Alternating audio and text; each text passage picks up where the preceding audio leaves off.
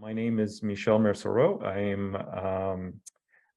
a sessional instructor at the Faculty of Information at the University of Toronto. I also work with the City of Toronto in the Connected Communities Division, where my role is to provide policy guidance in and around issues of digital equity, especially as it concerns the public ownership of telecommunications infrastructure.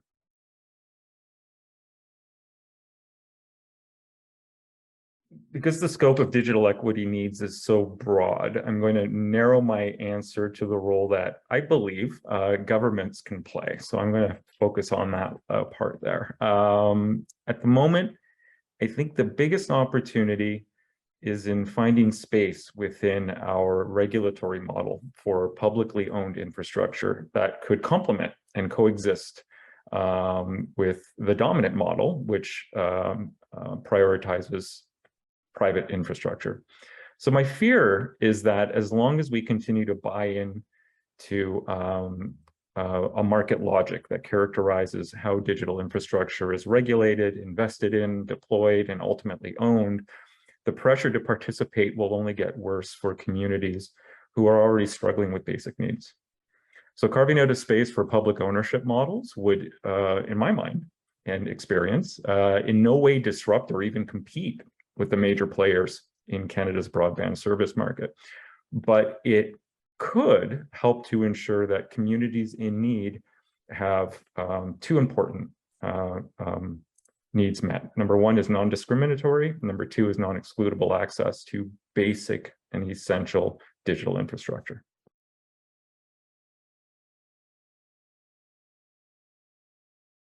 So there's a common theme that we can see when we look back at over 150 years of technological progress and all the great critical thinkers and observers of those periods of progress and innovation, and all the social and cultural transformation that has accompanied it.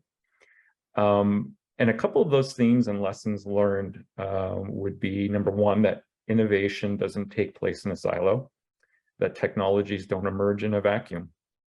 We need to look at the impetus for any transformative piece of technology. What problems did it intend to solve? And who was it a problem for in the first place? Whose interests does it ultimately serve? And most importantly, who was inevitably left behind?